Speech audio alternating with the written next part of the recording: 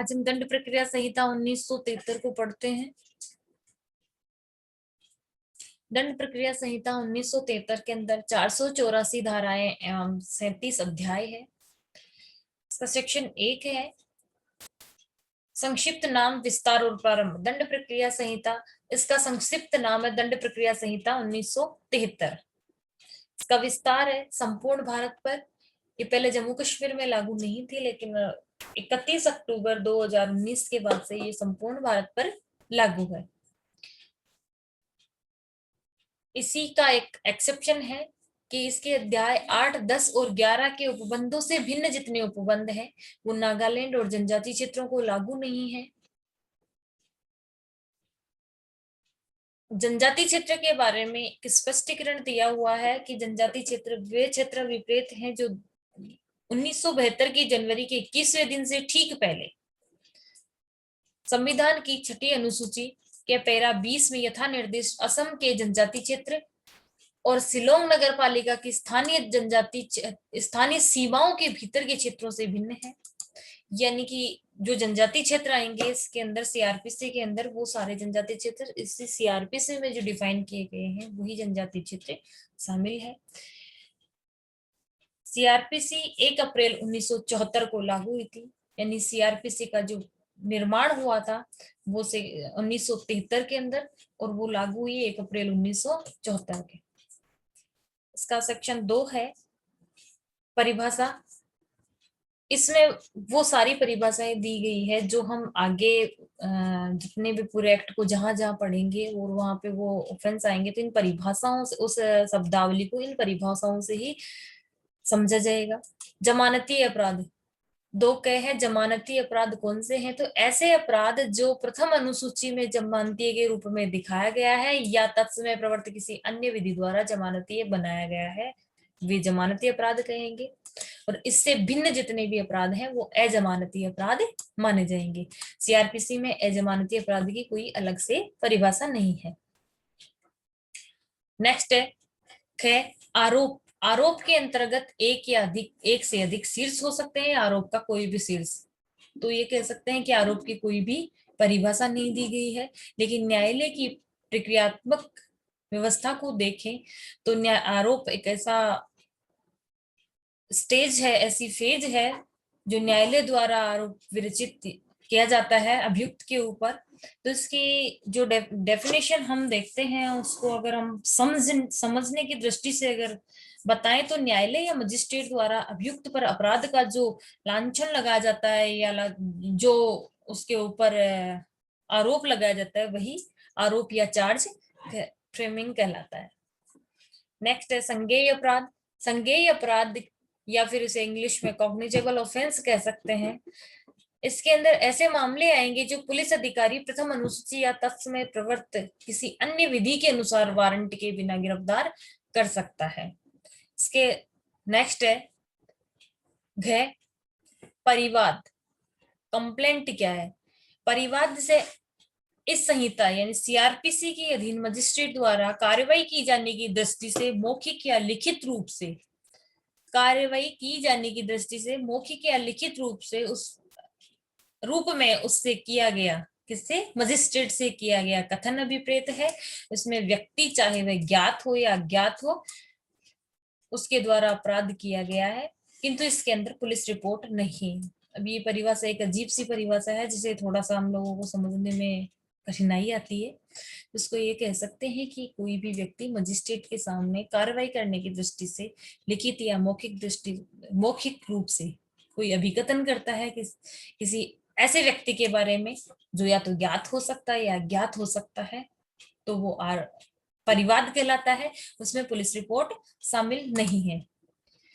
इसका स्पष्टीकरण दिया गया है कि यदि अन्वेषण करते हैं, अन्वेषण के पश्चात जिस अपराध का परिवाद किया गया था वो अपराध बाद में असंज्ञेय अपराध पाया जाता है तो पुलिस अधिकारी इसके अंदर परिवादी समझा जाएगा और पुलिस अधिकारी द्वारा जो रिपोर्ट पेश की जाती है वो परिवाद समझी जाएगी।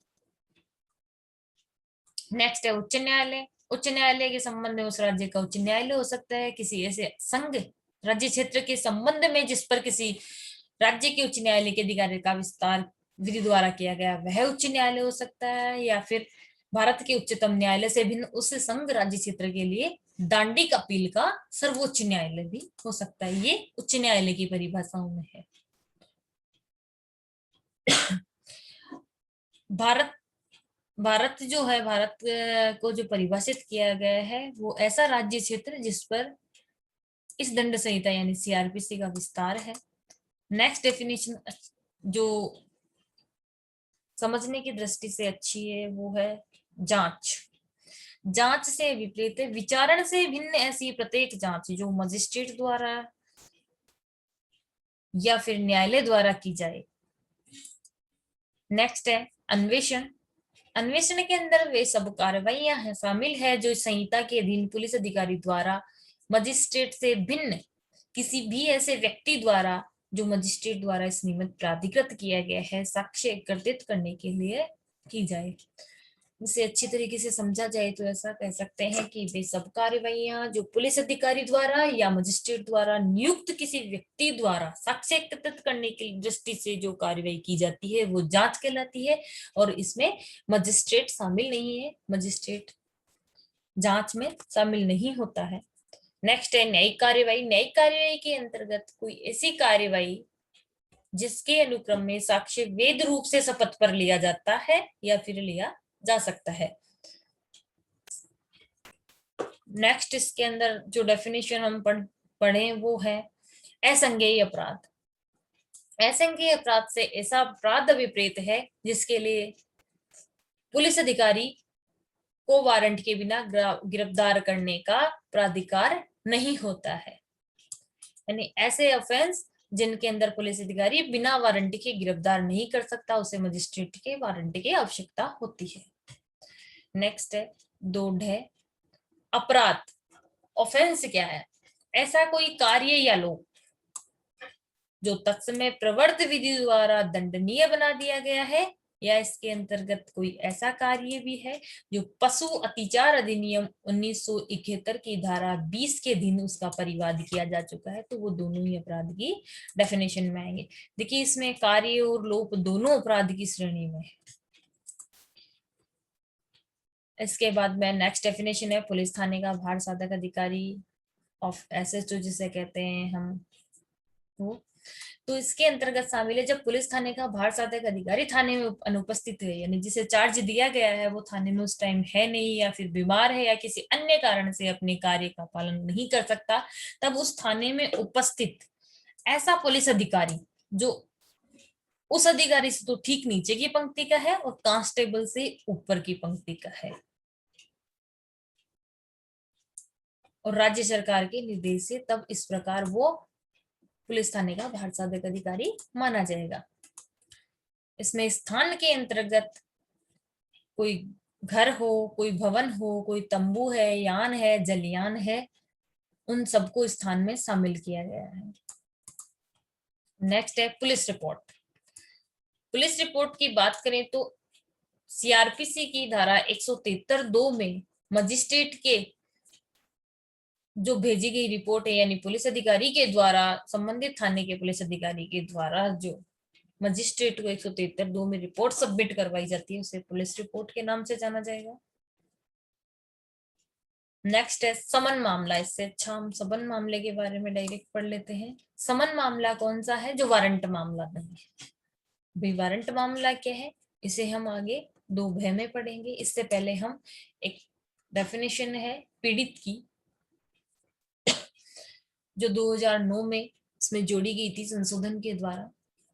पीड़ित की जो डेफिनेशन है ऐसा कोई व्यक्ति अभिप्रेत है जिसे उस कार्य या लोप के कारण कोई हानि या क्षति हुई हो जिसके लिए अभियुक्त व्यक्ति पर आरोप लगाया गया है, तो वो पीड़ित कहलाता है। और इसके अंतर्गत पीड़ित स्वयं व्यक्ति हो सकता है, उसका संरक्षक हो सकता है, या उसका विधिक वारिस हो सकता है, वो सभी पीड़ित की डेफिनेशन में आते हैं। तो इसकी सीधी सी डेफिनेशन ऐसे कह सकते हैं कि ऐसा व्यक्ति जिसे अभियुक्त के कार्य या लोप के कारण कोई हानि या क्षति हुई है तो वो स्वयं पीड़ित है, उसका संरक्षक और उसका विधिक वारिस भी पीड़ित हो सकता है। नेक्स्ट है वारंट मामला। 2 है वारंट मामला ऐसा कोई मामला जो मृत्यु, आजीवन कारावास या 2 वर्ष से अधिक की अवधि के कारावास से दंडनीय कोई अपराध है, तो वो मामले वारंट मामले माने जाएंगे। अभी अपन ने एक पढ़ा था 2 में समन मामला। वारंट मामले में 2 वर्ष से अधिक के, तो इस डेफिनेशन को पढ़ने के बाद में हम इस निष्कर्ष पर पहुंचते हैं कि जो 2 वर्ष तक के मामले हैं वो समन मामले में शामिल है। ये हो गया हमारा डेफिनेशन क्लोज पूरा। इस डेफिनेशन क्लोज में जिन जिन परिभाषाओं, जिन जिन डेफिनेशंस को हमने पढ़ा है, उन सबका जहां हम सेक्शन को पढ़ते टाइम ये शब्द आएंगे तो इनका जो परिभाषा में दिया गया अर्थ है वही अर्थ लगाया जाएगा। अब धारा इसकी 3 है, निर्देशों का अर्थ लगाया जाना। इसमें कुछ खास नहीं है। इसमें अच्छी बात यह है कि महानगर क्षेत्र के बाहर यदि कोई न्यायिक मजिस्ट्रेट की बात करते हैं, जहां मजिस्ट्रेट शब्द आया है, तो महानगर क्षेत्र के बाहर है तो वो न्यायिक मजिस्ट्रेट माना जाएगा, मतलब न्यायिक मजिस्ट्रेट समझेंगे हम उसे। और यदि वो महानगर क्षेत्र से संबंधित है तो महानगर मजिस्ट्रेट पढ़ा जाएगा। जहां द्वितीय वर्ग मजिस्ट्रेट के प्रति निर्देश है तो महानगर क्षेत्र के बाहर वह द्वितीय वर्ग न्यायिक मजिस्ट्रेट कहलाएगा, और महानगर क्षेत्र के संबंध में महानगर मजिस्ट्रेट के प्रति लगाया जाएगा, अर्थ लगाया जाएगा। यही कुछ ऐसे अर्थ दिए हुए हैं जो हम इन्हें पढ़ सकते हैं।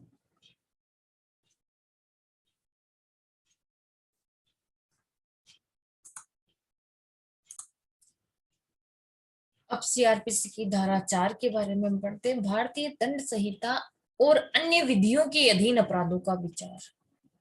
भारतीय दंड संहिता के अधीन सब अपराधों का अन्वेषण, जांच, विचारण और उनके संबंध में अन्य कार्रवाई इसके पश्चात अंतर्विष्ट उपबंधों के अनुसार की जाएगी। यानी कि यदि आईपीसी का कोई ऑफेंस है तो उसका इन्वेस्टिगेशन, उसकी इंक्वायरी, उसका ट्रायल और भी अदर जो प्रोसीडिंग्स है वो सभी सीआरपीसी के प्रोसीजर के अकॉर्डिंग, जो प्रोसीजर हम आगे पढ़ेंगे उन्हीं के अकॉर्डिंग उनको फॉलो किया जाएगा। लेकिन इसका सबसेक्शन 2 जो है वो कहता है कि किसी अन्य विधि के अधीन सब अपराधों का अन्वेषण, जांच और विचारण और उनके संबंध में अन्य कार्यवाहियां भी इन्हीं उपबंधों के अनुसार तो होगी, किंतु ऐसे अपराधों के अन्वेषण, जांच, विचारण या अन्य कार्यवाही की रीति या स्थान का विनियमन करने वाली तत्समय प्रवर्त किसी अधिनियमिति के अधीन रहते हुए की जाएगी। इससे हम ये समझते हैं कि आईपीसी का जितना भी जांच, विचारण, अन्वेषण वगैरह जो भी प्रक्रिया होती है उसके लिए तो हम सीआरपीसी को फॉलो करेंगे, लेकिन किसी विशेष विधि या कोई दूसरी ऐसी विधि की जांच, अन्वेषण और विचारण की बात करते हैं तो उसमें सीआरपीसी का सहारा लेंगे या सीआरपीसी के अकॉर्डिंग तो काम किया जाएगा। लेकिन यदि उस अधिनियम में ही कोई ऐसी प्रक्रिया दी गई है तो उसके अधीन रहते हुए सीआरपीसी का प्रोसीजर फॉलो किया जाएगा। इसका मतलब वो विधि प्रिवेल करेगी सीआरपीसी के ऊपर। अब इसमें सेविंग्स की बात पढ़ते हैं। धारा 5 है सेविंग्स।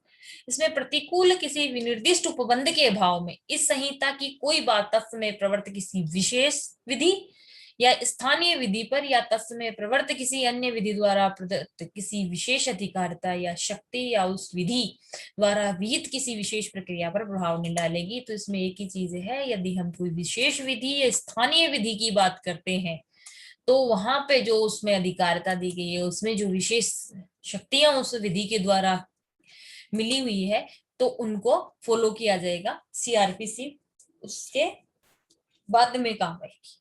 यानी कह सकते हैं कि विशेष या स्थानीय विधि ही वहां पे प्रिवेल करेगी। नेक्स्ट है, ये हो गया हमारा अध्याय 1। अब है नेक्स्ट अध्याय 2, दंड न्यायालयों और कार्यालयों का गठन। इसकी धारा 6 है दंड न्यायालयों के वर्ग। दंड न्यायालय कौन कौन से वर्ग होंगे? इसमें दंड न्यायालयों का पहला वर्ग है, इसमें है उच्च न्यायालयों और संहिता से भिन्न किसी विधि के अधीन गठित न्यायालयों की अतिरिक्त प्रत्येक राज्य में निम्न दंड न्यायालय होंगे। तो देखिए दोस्तों, इसमें 2 प्रकार के न्यायालय तो हमारे पहले ही आ चुके। एक तो दंड न्यायालय,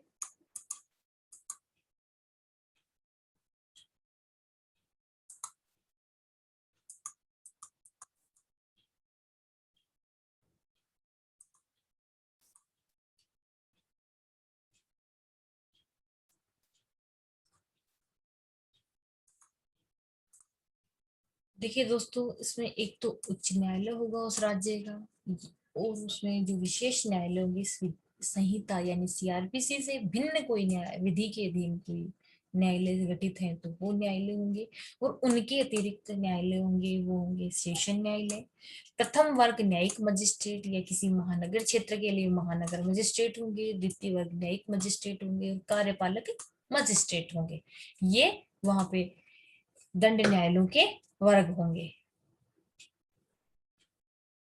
इसके बाद में सेक्शन 7 जो है, हम प्रादेशिक खंड की बात करते हैं तो ये सेक्शन 7 में दिया हुआ है। प्रत्येक राज्य एक सेशन खंड होगा, और उसमें ऐसे सेशन खंड होंगे जो एक जिले के लिए एक अलग से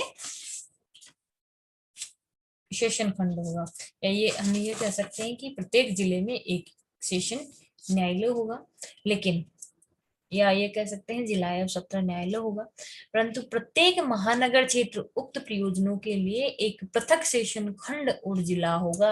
यानी यदि कोई जिला महानगर बना दिया गया है तो उसमें वहां जिला न्यायालय अलग से होगा, जिले का सेशन न्यायालय कह सकते हैं वो अलग से होगा, और महानगर का एक अलग से होगा। और राज्य सरकार उच्च न्यायालय की परामर्श से, देखिए इसमें जो गठन करती है न्यायालयों का वो राज्य सरकार करेगी, लेकिन इसमें सबसे इम्पोर्टेंट बात यह है कि वो उच्च न्यायालय के परामर्श के पश्चात ही इसका गठन करेगी। नेक्स्ट है सेक्शन 8, महानगर क्षेत्र। देखिए दोस्तों, इसमें महानगर क्षेत्रों की सबसे अच्छी डेफिनेशन यहाँ है, राज्य का कोई ऐसा क्षेत्र जिसकी जनसंख्या 10 लाख से अधिक है तो उसे इस संहिता के प्रयोजनों के लिए महानगर क्षेत्र घोषित किया जाएगा। यानी यदि कहीं पे भी 10 लाख से जनसंख्या अधिक है तो उसे महानगर क्षेत्र घोषित कर दिया जाएगा। और यदि इसके अंदर, इसका 3 देखते हैं, इसके अंदर राज्य सरकार अधिसूचना द्वारा ये उसकी सीमाओं को बढ़ा भी सकती है, उस सीमाओं को घटा भी सकती है।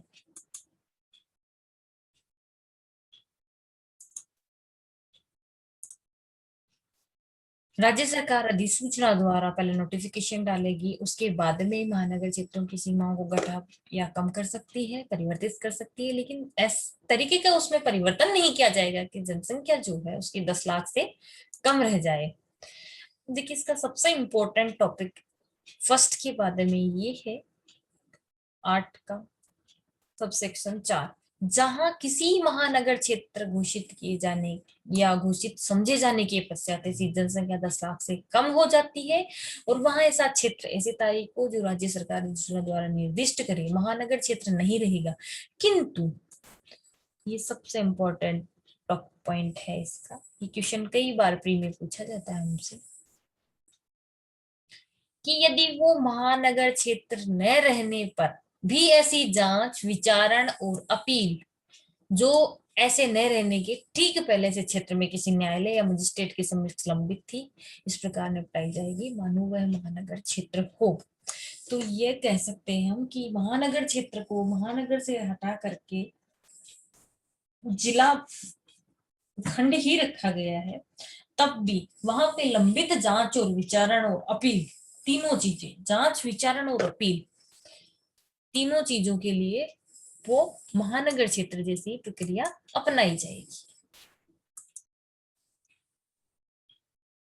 और जहां राज्य सरकार उपधारा 3 के अधीन किसी महानगर क्षेत्र की सीमाओं में कम करती या परिवर्तित करती है, वहां ऐसी जांच, विचारण या अपील पर जो ऐसे कम करने या परिवर्तन से ठीक पहले किसी न्यायालय या मजिस्ट्रेट के समक्ष लंबित थी, ऐसे कम करने के या परिवर्तन करने का प्रभाव नहीं होगा, और वो इसी प्रकार निपटाई जाएगी मानो उनका कोई परिवर्तन ही नहीं हुआ हो, या वहां पे उस जिले में कोई परिवर्तन ही नहीं हुआ हो।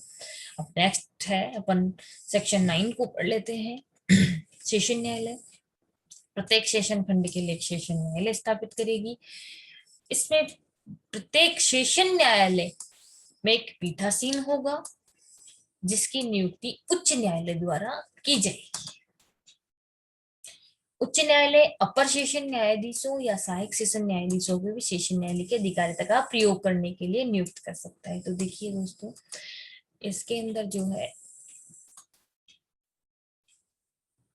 उच्च न्यायालय के द्वारा इसकी नियुक्ति की जाती है और अधिकारिता के प्रयोग, सेशन न्यायालय के अधिकारिता के प्रयोग करने के लिए जो नियुक्ति दी जाती है या शक्तियां दी जाती है वो भी सेशन न्यायालय द्वारा ही दी जाती है।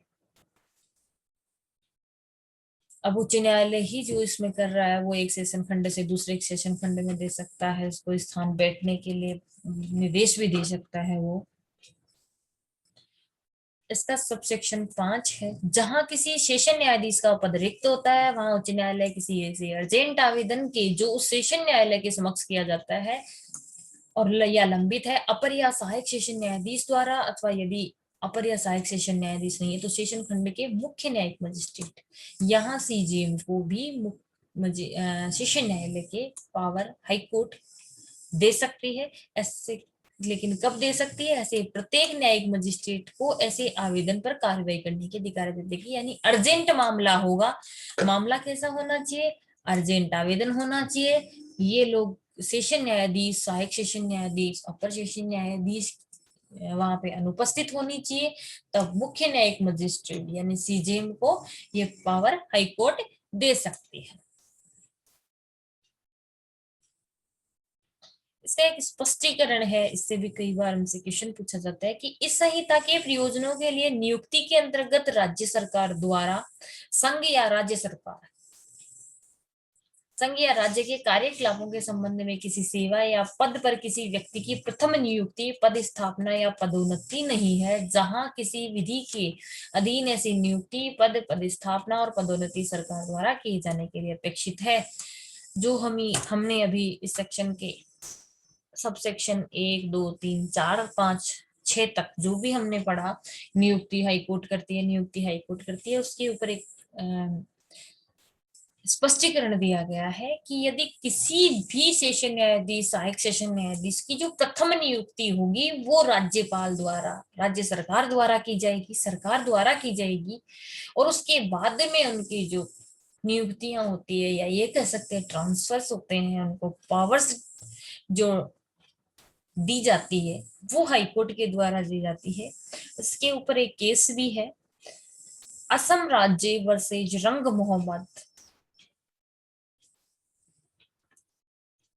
वो ये कह सकते हैं कि हाईकोर्ट के परामर्श से सेशन न्यायाधीश की नियुक्ति राज्यपाल करता है।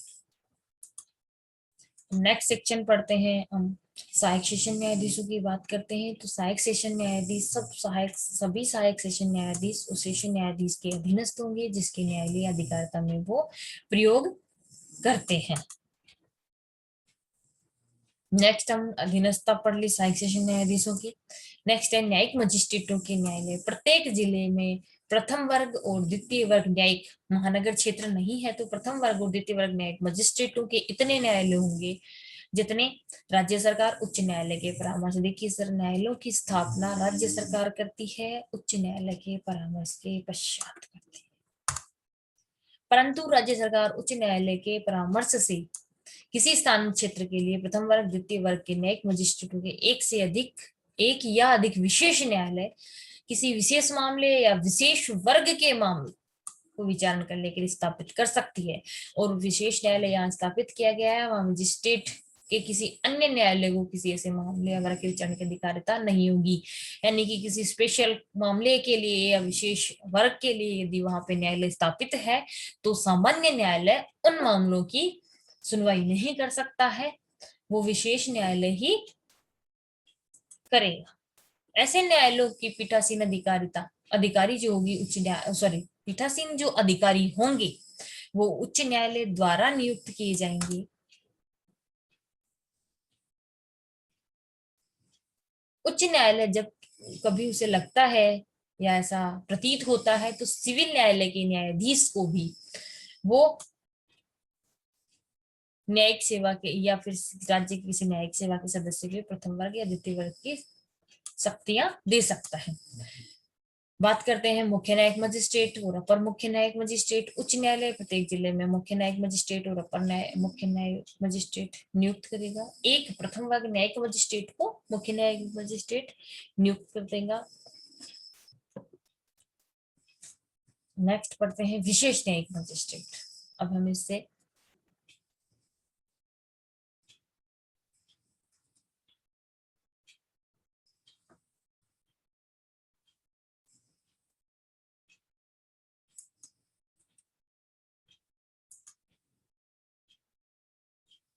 विशेष न्यायिक मजिस्ट्रेट की बात करते हैं। यदि केंद्र या राज्य सरकार उच्च न्यायालय से ऐसा करने का अनुरोध करती है तो उच्च न्यायालय किसी ऐसे व्यक्ति को राज्य सरकार या फिर जो भी सरकार है के दिन कोई पद धारण करता है या कोई जिसने पद धारण किया हुआ है द्वितीय वर्ग न्यायिक मजिस्ट्रेट की संहिता द्वारा या उसमें प्रदत्त उसके अधीन प्रदत्त की जाने वाली सभी यकीनी शक्तियों का दे सकता है, परंतु ऐसी कोई शक्ति जो होगी वो किसी ऐसे व्यक्ति को प्रदान नहीं की जाएगी जब तक उसके पास विधिक मामलों के संबंध में कोई ज्ञान या अनुभव नहीं हो जो उच्च न्यायालय के नियमों द्वारा निर्धारित है। ऐसा ज्ञान यदि उसे नहीं होगा तो उसे विशेष न्यायिक मजिस्ट्रेट की अधिकारिता नहीं दी जाएगी।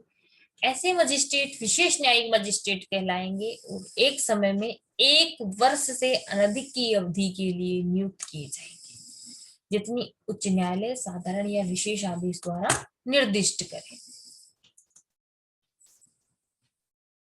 उच्च न्यायालय किसी विशेष न्यायिक मजिस्ट्रेट को अपनी स्थानीय अधिकारिता के बाहर के किसी महानगर क्षेत्र के संबंध में महानगर मजिस्ट्रेट की शक्तियों का प्रयोग करने के लिए सशक्त कर सकता है।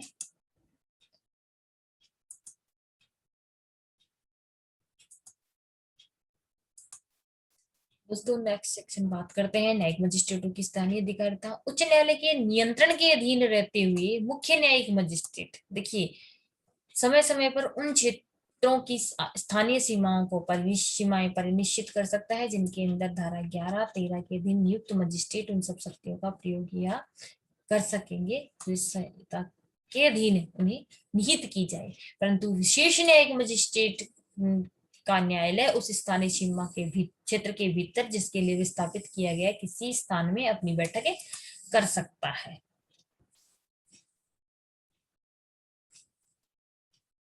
नेक्स्ट है न्यायिक मजिस्ट्रेटों का अधीनस्थ होना। प्रत्येक मुख्य न्यायिक मजिस्ट्रेट सेशन न्यायाधीश के अधीनस्थ होगा और प्रत्येक अन्य न्यायिक मजिस्ट्रेट सेशन न्यायाधीश के साधारण नियंत्रण में रहते हुए मुख्य न्यायाधीश के अधीनस्थ होंगे। देखिए सर इसके अंदर क्या है, प्रत्येक मुख्य न्यायिक मजिस्ट्रेट सेशन न्यायाधीश के अधीन होगा, यानी कि सीजेएम जो होगा वो सेशन जज के अधीनस्थ होगा और प्रत्येक अन्य सीजेएम से अलावा जो न्यायिक मजिस्ट्रेट है वो सेशन न्यायाधीश के तो साधारण नियंत्रण में होंगे और मुख्य न्यायाधीश के अधीनस्थ माने जाएंगे।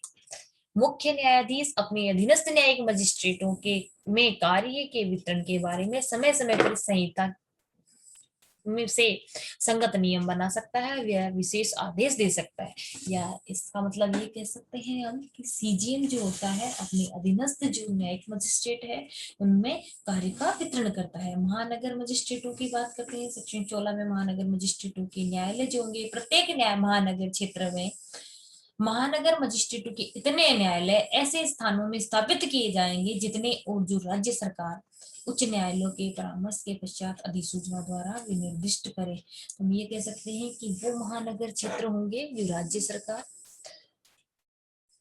उच्च न्यायालय के परामर्श से स्थापित करें, वही महानगर न्यायालय होंगे। ऐसे न्यायालयों के पीठासीन अधिकारी उच्च न्यायालय द्वारा नियुक्त किए जाएंगे। सर न्यायालयों की स्थापना जो है वो राज्य सरकार करेगी और नियुक्ति जो है पीठासीन की नियुक्ति है वो उच्च न्यायालय। इनका विस्तार जो है प्रत्येक महानगर मजिस्ट्रेट की अधिकारिता और शक्तियों का विस्तार महानगर क्षेत्र में सर्वत्र होगा। अब नेक्स्ट बात करते हैं हम सेक्शन 17 मुख्य महानगर मजिस्ट्रेट और अपर मुख्य महानगर मजिस्ट्रेट। उच्च न्यायालय अपनी स्थानीय अधिकारिता के भीतर प्रत्येक महानगर क्षेत्र के संबंध में एक महानगर मजिस्ट्रेट को महानगर क्षेत्र का मुख्य महानगर मजिस्ट्रेट नियुक्त करेगा और उच्च न्यायालय किसी महानगर क्षेत्र मजिस्ट्रेट को अपर मुख्य महानगर मजिस्ट्रेट में नियुक्त कर सकता है और ऐसे मजिस्ट्रेट को इस संहिता के अधीन या तत्समय प्रवर्त विधि के अधीन मुख्य महानगर मजिस्ट्रेट की सब या कोई शक्तियां जिनका उच्च न्यायालय निर्देश दे कर सकेगा। सेक्शन 18 है विशेष महानगर मजिस्ट्रेट। यदि केंद्रीय या राज्य सरकार को लगता है यदि केंद्र या राज्य सरकार उच्च न्यायालय से ऐसा करने के लिए अनुरोध करती है तो उच्च न्यायालय किसी व्यक्ति को जो सरकार के अधीन कोई पद धारण करता है या जिसने कोई पद धारण किया है अपनी स्थानीय अधिकारिता के भीतर किसी महानगर क्षेत्र में विशेष मामलों या विशेष वर्ग के मामलों के संबंध में महानगर मजिस्ट्रेट को संहिता द्वारा उसके अधीन प्रदत्त की जा सकने वाली सभी या कोई शक्तियां प्रदान कर सकता है, परंतु ऐसी कोई भी शक्ति ऐसे व्यक्ति को जिसके पास विधिक मामलों या उसके संबंध में कोई ज्ञान या अनुभव नहीं हो, जो न्यायालय द्वारा भी निर्दिष्ट है, सॉरी नियमों द्वारा भी निर्दिष्ट है, तो उससे ऐसी शक्तियां नहीं दी जाएगी। और उनकी नियुक्ति भी विशेष महानगर मजिस्ट्रेट की नियुक्ति 1 वर्ष तक के लिए की जाएगी।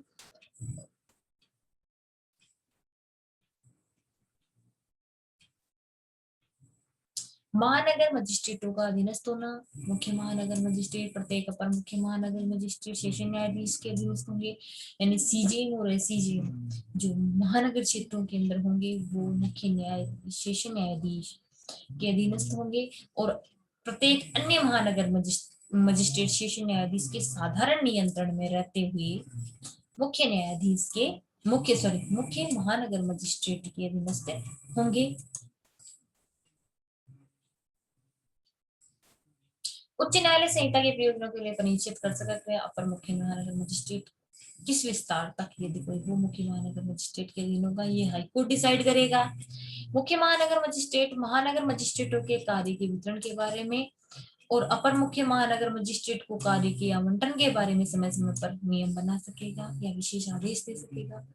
नेक्स्ट है कार्यपालक मजिस्ट्रेट। राज्य सरकार प्रत्येक जिले और प्रत्येक महानगर क्षेत्र में उतने व्यक्तियों को जिन्हें वे उचित समझे कार्यपालक मजिस्ट्रेट नियुक्त कर सकती है और उनमें से एक को जिला मजिस्ट्रेट नियुक्त करेगी। राज्य सरकार किसी कार्यपालक मजिस्ट्रेट को अपर जिला मजिस्ट्रेट नियुक्त कर सकती है और ऐसे मजिस्ट्रेट को संहिता के अधीन या तत्समय प्रवर्त विधि किसी अन्य विधि के अधीन जिला मजिस्ट्रेट की वे सभी शक्तियां होंगी जो राज्य सरकार निर्दिष्ट करे।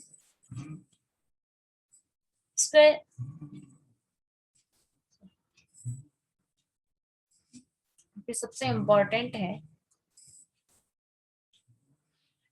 इस धारा की कोई बात, यानी कि हम ये कह सकते हैं धारा 20 की कोई बात तत्समय प्रवर्त किसी विधि के अधीन महानगर क्षेत्र के संबंध में कार्यपालक मजिस्ट्रेट की सब शक्तियां, इस धारा की कोई बात तत्समय प्रवर्त किसी विधि के अधीन महानगर क्षेत्र के संबंध में कार्यपालक मजिस्ट्रेट की सब शक्तियां या उनमें से कोई शक्ति पुलिस आयुक्त को भी प्रदत्त करने से राज्य सरकार को प्रभावित नहीं करेगी। यानी ये कह सकते हैं कि धारा 20 के अंदर यदि कोई महानगर क्षेत्र के संबंध में कार्यपालक मजिस्ट्रेट की कोई शक्ति पुलिस आयुक्त को दी जा सकती है राज्य सरकार के द्वारा। विशेष कार्यपालक मजिस्ट्रेट राज्य सरकार विशिष्ट क्षेत्रों के लिए धारा 21 में है, राज्य सरकार विशिष्ट क्षेत्रों के लिए विशिष्ट कृत्यों का पालन करने के लिए कार्यपालक मजिस्ट्रेट या विशेष कार्यपालक मजिस्ट्रेट जितनी अवधि उचित समझे नियुक्त कर सकती है। कार्यपालक मजिस्ट्रेट की स्थानीय जो अधिकारिता होगी वो राज्य सरकार के नियंत्रण में रहते हुए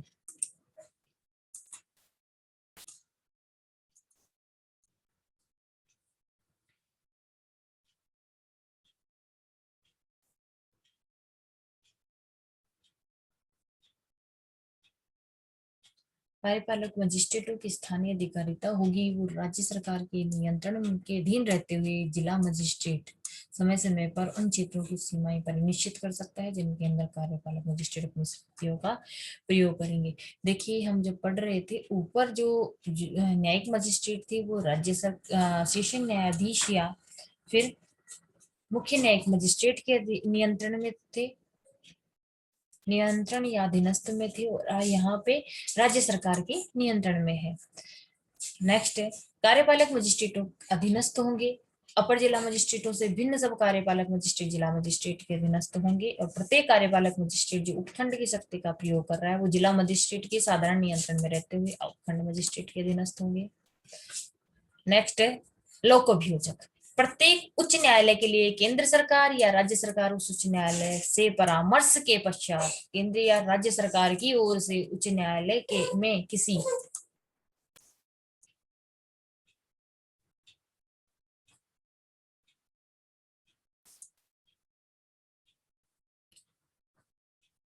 यहाँ नेक्स्ट है सेक्शन 24। प्रत्येक राज्य उच्च न्यायालय के लिए केंद्र सरकार या राज्य सरकार उस उच्च न्यायालय के परामर्श से राज्य या केंद्र की ओर से अभियोजन अपील अन्य कार्रवाई तीन चीजों के संचालन के लिए लोक अभियोजक नियुक्त कर सकती है, और जितनी अधिक आवश्यकता हो उतने अपर लोक अभियोजक नियुक्त कर सकती है। केंद्र सरकार किसी जिले या स्थानीय क्षेत्र के लिए स्थानीय किसी मामले या किसी वर्ग स्पेशल के लिए एक या अधिक लोक अभियोजक नियुक्त कर सकती है। प्रत्येक जिले के लिए राज्य सरकार एक लोक अभियोजक नियुक्त करेगी और उसकी सहायता के लिए अपर लोक अभियोजक नियुक्त कर सकती है। परंतु एक जिले के लिए नियुक्त लोक अभियोजक या अपर लोक अभियोजक किसी अन्य जिले के लिए भी यथास्थिति लोक अभियोजक या अपर लोक अभियोजक नियुक्त कर सकता है। ये तो थी इसके काम की बात।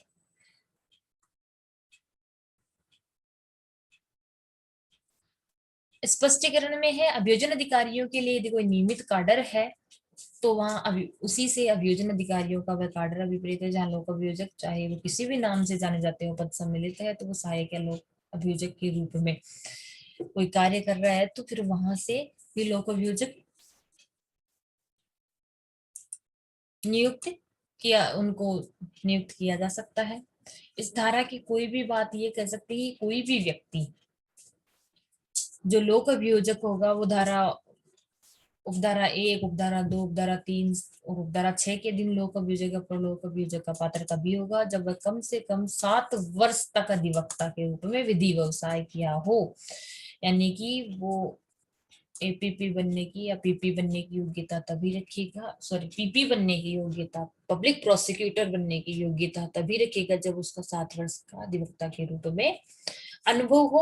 और केंद्र सरकार, राज्य सरकार किसी मामले या किसी वर्ग विशेष के जो मामले के प्रयोजन के लिए जो कम से कम 10 वर्ष तक विधि व्यवसाय करने का अनुभव रखता हो, उस व्यक्ति को लोक अभियोजक के विशेष लोक अभियोजक के रूप में नियुक्त करेगी। इसका एक्सेप्शन है, परंतु न्यायालय इस उपधारा के अधीन पीड़ित को अभियोजन की सहायता के लिए अपनी पसंद का अधिवक्ता रखने के लिए भी अनुमत कर सकता है या अनुज्ञात कर सकता है।